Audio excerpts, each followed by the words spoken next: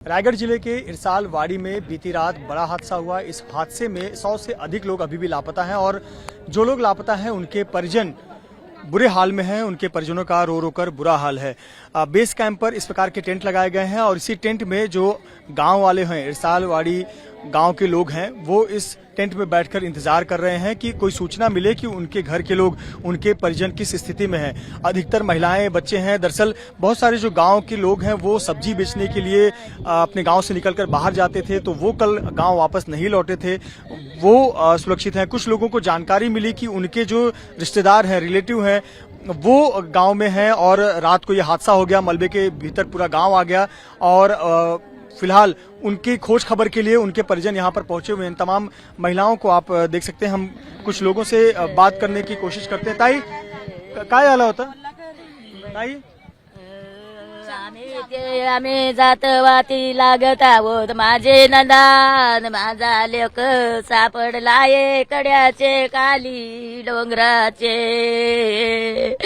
माझी लेक मोठा यो एक नंदान माझी दोन मुला त्यात डोंगरा खाली सापड. कोण आहे तुमच्यावर? आई भाऊ आणि परत भाऊजय दोन पोरा. दोन मुला. कधी माहिती कधी मिळालं तुम्हाला? आम्हाला माहित नाही, आम्ही लांबचे आहो. आमची नंदान ना ते, आम्ही लांबच्या बोरगावचे. आता आलो सकाळी.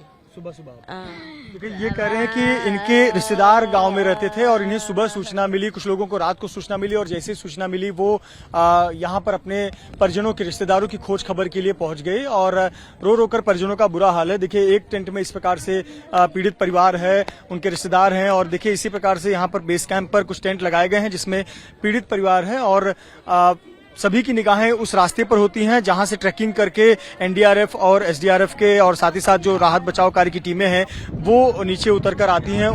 उनकी निगाहें उसी तरफ होती हैं। तमाम जो लोग हैं यहाँ, देखिए यहाँ भी वही हाल है।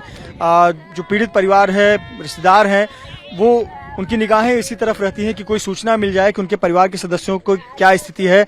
अब 100 से अधिक लोग लापता बताए जा रहे हैं। इस गांव की जनसंख्या 210 है। इस 210 की जनसंख्या वाले गांव में 75 लोग बचाए गए हैं, ऐसी जानकारी है, लेकिन 100 से अधिक लोग अभी भी लापता हैं।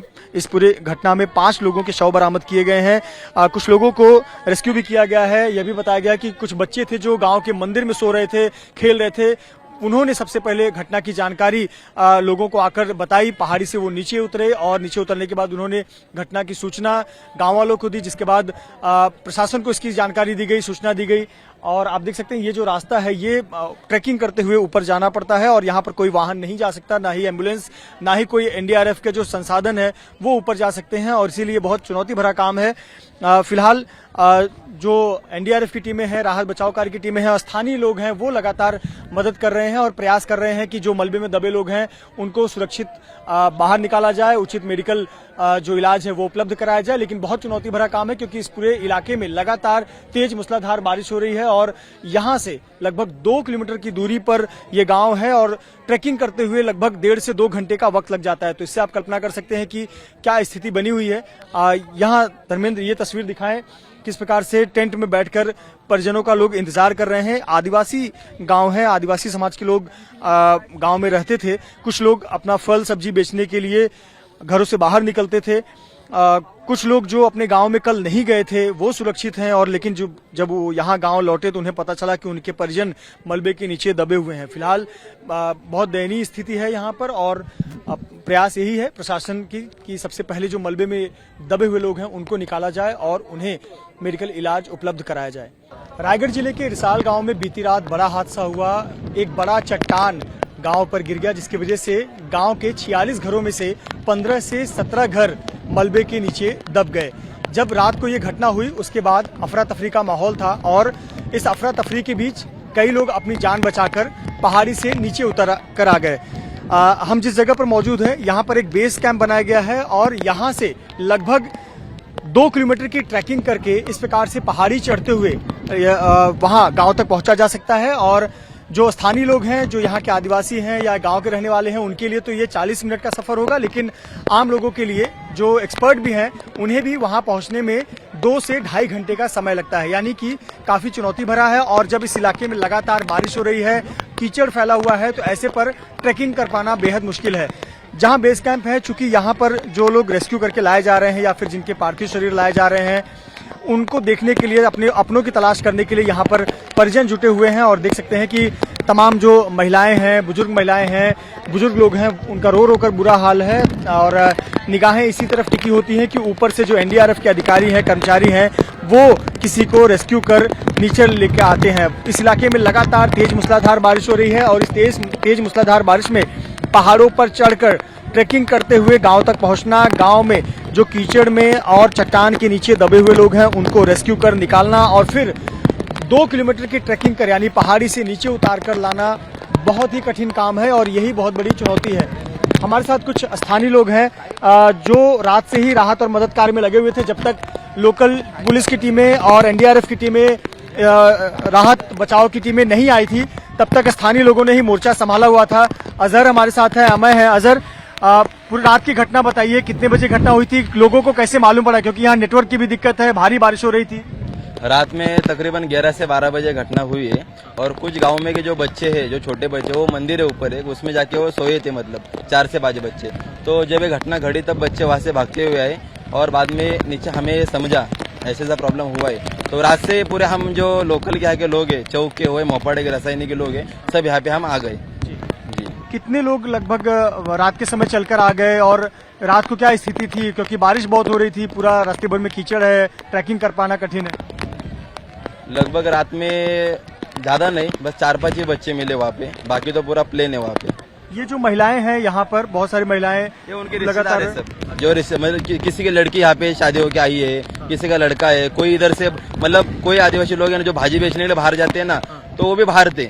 तो उनको जब समझा कि घर ऐसा हुआ है तो वो सब भागते हुए अभी आए और इनके रिश्तेदार हो रहे हैं, मतलब इधर आसपास के जो वाड़ी है उसमें रिश्तेदार रहते हैं ना, वो लोग इधर आए। यानी कि जो 5 बच्चे मंदिर में सोए थे, उनके अलावा जो लोग ऊपर थे कोई निकल कर नहीं आया? नहीं, वो लोग भाग के आए अफरा तफरी। हाँ, कुछ बड़े बड़े जो लोग अपने जैसे जिनको जम रहा वो भाग के आए, लेकिन छोटे बच्चे उनको निकलने जमाने ना, तो उधर ही फंसे हुए थे। अच्छा, यहाँ से ट्रैकिंग करके ऊपर जाना, जो ये गांव वाले हैं, इनके लिए कितना समय लगता है, हमारे जैसे लोगों के लिए कितना समय लगेगा? गांव वाले रहेंगे ना तो उनके लिए आधा घंटा बहुत हो चुका, और जब हम जाएंगे नॉर्मल लोग तो 2 से ढाई घंटा अपने को लगेगा सर ऊपर जाने के। अभी सुबह से कितने शव निकाले गए हैं, आप कुछ आप देख पाए? 5 शव मिले हैं, मतलब अभी तक मुझे, और एक छोटा बच्चा जिंदा मिला है जो मलबे से निकाला है। हमें क्या क्या चैलेंजेस आते हैं यहाँ पर? आप लोग लोकल लोग पहुँचने गए थे मदद के लिए, ठीक है, भाषा की दिक्कत है। आपको बता दें कि बहुत ही दुर्गम पहाड़ी इलाकों के बीच में बसा हुआ ये गांव है और राहत और बचाव कार्य कर पाना बहुत मुश्किल है। यहाँ पर वाहन नहीं पहुँच सकते हैं या फिर कोई बड़ी मशीन नहीं यहाँ पर पहुँच सकती है। मौसम खराब है, इसलिए भारतीय नौसेना या फिर इंडियन आर्मी के हेलीकॉप्टर की मदद नहीं ली जा सकती है। जिस प्रकार से महाराष्ट्र के मुख्यमंत्री एकनाथ शिंदे ने बताया कि 46 घर थे, 46 घर में से 15 से 17 घरों पर मलबा गिरा हुआ है और कई घर हैं जो कीचड़ में दबे हुए हैं। तो ऐसे पर लोगों को रेस्क्यू कर निकालना बहुत बड़ी चुनौती का काम है। फिलहाल राहत और बचाव कार्य जारी है और अब तक 5 शव जो हैं वो पहाड़ी से उतार कर नीचे लाए गए हैं। एक बच्चे को भी बचाया गया है। बेहद चुनौती भरा काम है और लेकिन मुख्यमंत्री कह चुके हैं कि प्राथमिकता यही होगी कि जो लोग मलबे के भीतर दबे हुए हैं उनको निकाला जाए, उन्हें उचित मेडिकल इलाज उपलब्ध कराया जाए। साथ ही साथ केंद्र सरकार लगातार राज्य सरकार के संपर्क में है और जो भी राहत और मदद की आवश्यकता होगी केंद्र सरकार ने राज्य सरकार को आश्वासन दिया हुआ है। फिलहाल गांव की 75 जिंदगियां तो बची हुई है, लेकिन लोग बता रहे हैं कि 210 की जनसंख्या है इस गांव की। 210 में से अभी भी 100 से अधिक लोग लापता बताए जा रहे हैं। कैमरामैन धर्मेंद्र पांडे के साथ मृत्युंजय सिंह, एबीपी न्यूज, रायगढ़।